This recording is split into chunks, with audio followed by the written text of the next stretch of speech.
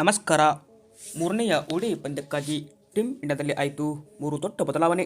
ಹೀಗಿದೆ ನೋಡಿ ಪ್ಲೇಯಿಂಗ್ 11 ತಂಡದಿಂದ ಹೊರಬಿದ್ದರೂ ಸ್ಟಾರ್ ಆಟಗಾರ ಜೊತೆಗೆ ಪಿಚ್ ರಿಪೋರ್ಟ್ ಹೇಗಿದೆ ಇದೆಲ್ಲವನ್ನ ಈ ಒಂದು ವಿಡಿಯೋದಲ್ಲಿ ಪ್ರತಿಯೊಂದು ಅಪ್ಡೇಟನ್ನು ತಿಳಿಸ್ಕೊಡ್ತಾ ಬರ್ತೀನಿ. ಆದ್ದರಿಂದ ದಯವಿಟ್ಟು ನಿಮ್ಮನ್ನಾದರೂ ಇನ್ನೂ ನಮ್ಮ ಒಂದು ಯೂಟ್ಯೂಬ್ ಚಾನಲ್ಗೆ ಸಬ್ಸ್ಕ್ರೈಬ್ ಆಗಿಲ್ಲ ಅಂದರೆ ಸಬ್ಸ್ಕ್ರೈಬ್ ಆಗಿ. ಹಾಗೆಯೇ ನೀವು ರೋಹಿತ್ ಮತ್ತು ಕೊಹ್ಲಿ ಈ ಇಬ್ಬರಲ್ಲಿ ಟೀಮ್ ಇಂಡಿಯಾದ ಬೆಸ್ಟ್ ಬ್ಯಾಟ್ಸ್ಮನ್ ಯಾರು ಎಂಬುದನ್ನು ಕೂಡ ಕಮೆಂಟ್ ಬಾಕ್ಸಲ್ಲಿ ನಿಮ್ಮ ಅನಿಸಿಕೆಯನ್ನು ಕಮೆಂಟ್ ಮಾಡಿ. ಹಾಗೆ ವಿಡಿಯೋ ಇಷ್ಟವಾದಲ್ಲಿ ದಯವಿಟ್ಟು ತಪ್ಪದೆ ಒಂದು ಲೈಕ್ ಮಾಡಿ.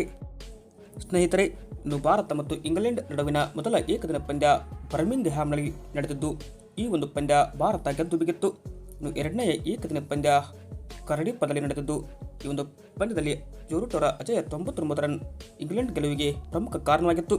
ಇನ್ನು ಮೂರನೆಯ ಏಕದಿನ ಪಂದ್ಯ ಅಂದರೆ ಸಂಡೇ ನಡೀತಾ ಇದ್ದು ಅಂದರೆ ಇದೇ ಜುಲೈ 19ರಂದು ನಿಮಗೆ ಲಾರ್ಡ್ಸ್ ಅಂಗಳದಲ್ಲಿ ನಡೀತಾ ಇದೆ.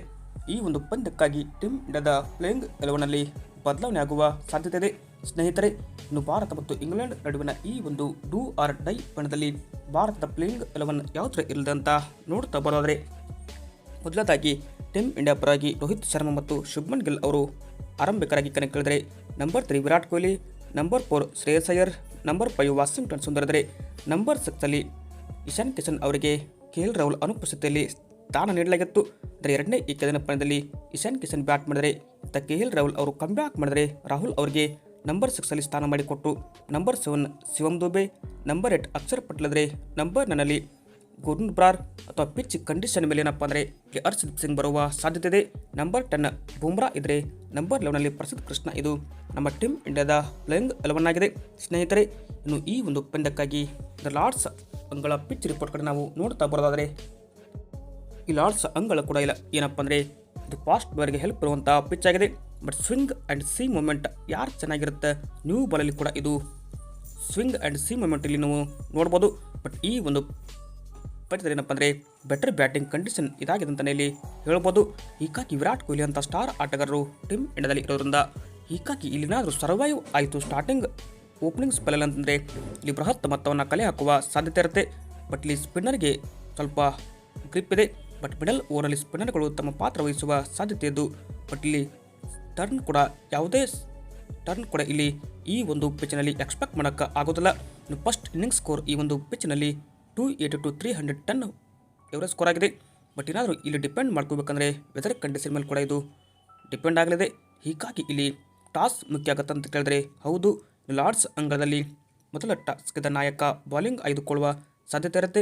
ಯಾಕಂದರೆ ಕ್ಲೌಡ್ ಕವರ್ ಇರೋದ್ರಿಂದ ಅದರ ಅಡ್ವಾಂಟೇಜ್ ಮತ್ತು ಅರ್ಲಿ ಮೂಮೆಂಟನ್ನು ತೆಗೆದುಕೊಳ್ಳುವ ಸಾಧ್ಯತೆ ಇರಲಿದ್ದು ಎಂದು ಲಾರ್ಡ್ಸ್ ಅಂಗಳ ಬೆಟರ್ ಬ್ಯಾಟಿಂಗ್ ಕಂಡೀಷನ್ ಆಗಿದೆ ಅಂತಲೇ ನಾವು ಇಲ್ಲಿ ಹೇಳ್ಬೋದು. ಸ್ನೇಹಿತರೆ, ಇದ್ರ ಜೊತೆಗೆ ಒಂದು ಬಿಗ್ ಅಪ್ಡೇಟ್ ಕೂಡ ನಿನ್ನೆಯಿಂದ ಬರ್ತಾ ಇದೆ. ಹೀಗಾಗಿ ರೋಹಿತ್ ಶರ್ಮಾ ಅವರಿಗೆ ಇದು ಲಾರ್ಡ್ಸ್ ಅಂಗಳ ಕೊನೆಯ ಏಕದಿನ ಪಂದ್ಯ ಆಗುವ ಸಾಧ್ಯತೆ ಇದೆ ಅಂತ ಹಲವಾರು ರಿಪೋರ್ಟ್ ಕೂಡ ಇಲ್ಲಿ ಬರಲಾಗಿತ್ತು. ಬಟ್ ಸದ್ಯಕ್ಕೆ ಅದು ರೂಮರ್ಸ್ ಆಗಿಯೇ ಉಳಿದಿದೆ ಅಂತಲೇ ಇಲ್ಲಿ ಹೇಳ್ಬೋದು. ಬಟ್ ಇನ್ನೂ ಏನಪ್ಪ ಅಂದರೆ ರೋಹಿತ್ ಶರ್ಮಾ ಅವರು ಇದು ಲಾರ್ಡ್ಸ್ ಅಂಗಳ ಕೊನೆಯ ಏಕದಿನ ಪಂದ್ಯ ಆಗುತ್ತಾ ಅಥವಾ ಇನ್ನೂ ಕೂಡ ಇದರ ಕನ್ಫರ್ಮೇಷನ್ ಇಲ್ಲಿ ಸಿಕ್ಕಿಲ್ಲ.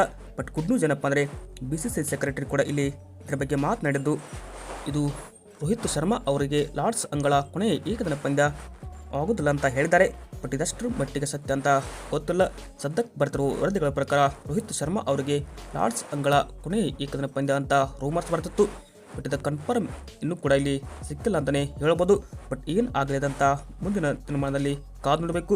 ಬಟ್ ಒಟ್ಟಿನಲ್ಲಿ 2027ರ ಏಕದಿನ ಪಂದ್ಯದಲ್ಲಿ ನಾವು ರೋಕೋ ಜೋಡಿಯನ್ನು ನೋಡಲು ಅಭಿಮಾನಿಗಳು ಕೂಡ ಇಲ್ಲಿ ಕಾತುರದಿಂದ ಕಾಯ್ತಾಯಿದ್ದಾರೆ. ಒಟ್ಟಲ್ಲಿ ಏನೇ ಆಗಲಿ ರೋಕೋ ಜೋಡಿ 2027ರ ವರ್ಲ್ಡ್ ಕಪ್ಗೆ ಬರಲೇಬೇಕು. ಸ್ನೇಹಿತರೆ, ಇದು ಏನಪ್ಪ ಅಂದರೆ ಮೂರನೆಯ ಏಕದಿನ ಪಂದ್ಯದಲ್ಲಿ ಯಾರು ಗೆಲ್ತಾರೆ ಅಂತ ಕಾದು ನೋಡೋಣ. ನಿಮಗೆ ಹೇಗೆ ಅನಿಸುತ್ತೆ ಅಂತ ಕಮೆಂಟ್ ಬಾಕ್ಸಲ್ಲಿ ನಿಮ್ಮ ಅನಿಸಿಕೆಯನ್ನು ಕಮೆಂಟ್ ಮಾಡಿ. Thank you.